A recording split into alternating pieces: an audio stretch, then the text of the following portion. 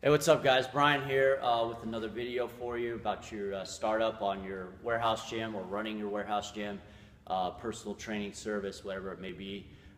Today we're going to talk about retention. So we all have this dream we obviously want to grow, right? We want to grow our business, whatever type of business it is, we want it to grow. Well, the only way you're going to grow, yeah, you can get as many people as you want through the door, but if you don't retain those members or those clients, you're not going to see that growth because it's never going to build on it.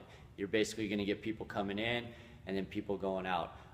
There's studies out there that show in this type of industry, people make a decision that they want to either change their lives or do something to better themselves. And if it's a change in lifestyle, the average person will only stick with something for about 45 days. So you have to make sure that you keep them interested so that they continue on and stay with you to help build your business. I'm proud of my retention.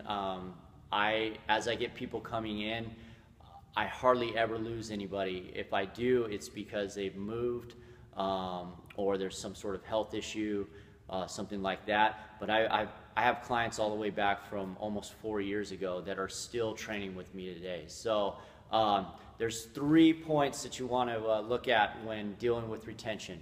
The number one is care. All right? So you just want to care. Now by caring, it's not just about the training that you're giving them. Caring means picking up on little things, actually listening to the client when they are talking to you. All right, become their friend. If they tell you something about their son or daughter playing a soccer game this coming weekend, that following week, ask them about it. Ask how their kid did.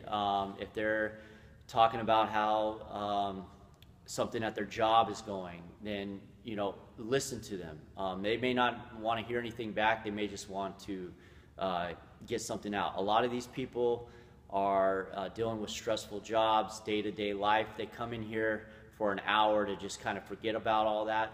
But at the same time, the outside world is a cruel world. People just don't give a shit anymore about other people. So just care, and caring goes a long way.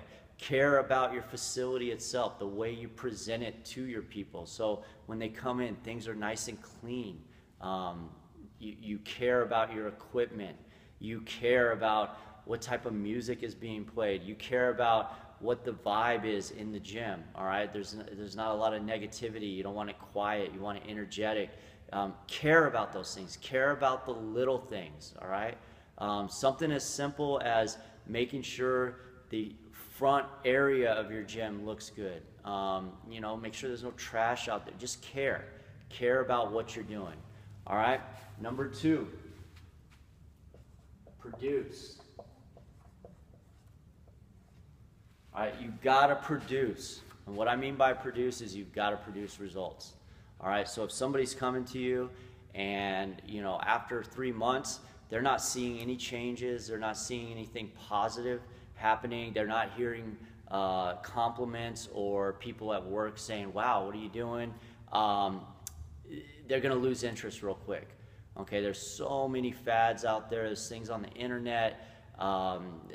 There's different boot camps and Groupons and this, that, and the other. They're hearing it from all these different commercials and magazines and everywhere else of all these new fitness regimes and everything else. If they're not getting results from you, believe me, they're going to leave and they're going to try something else. And it may not even be that they're going to go to a competitor. They're just going to try something else altogether. So make sure you produce, all right? And it can be little production. I mean, it can be little things. It doesn't always have to be aesthetically, all right? So if you get somebody that's coming from a lifestyle that doesn't move very much, and now all of a sudden you're having them, let's say, run a mile in under 10 minutes, they're going to be stoked. So just make sure you're producing. All right, the last one is challenge. All right, this is one thing I've seen doing this a long time. People must continue to be challenged.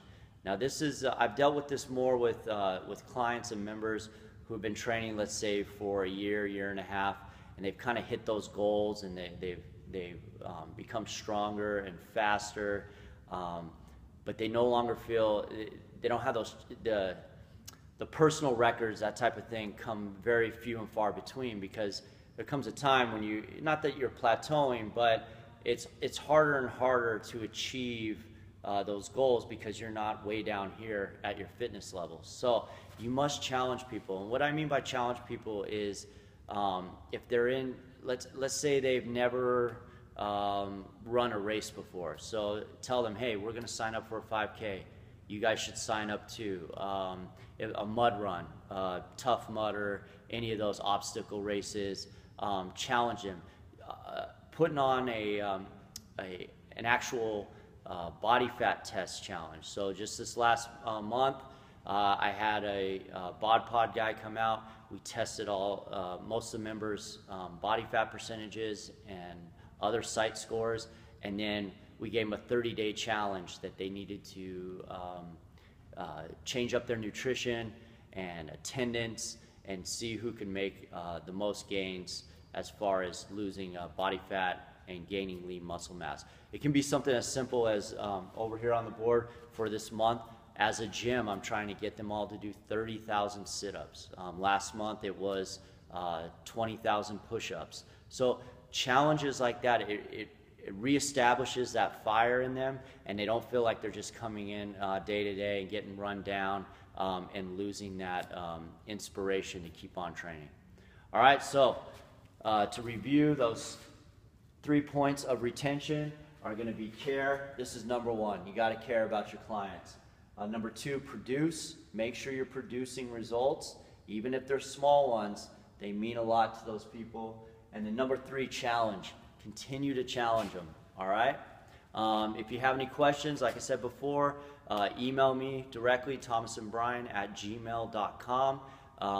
Please subscribe down below, leave comments, likes, anything you can do, and good luck to you guys. Stay strong.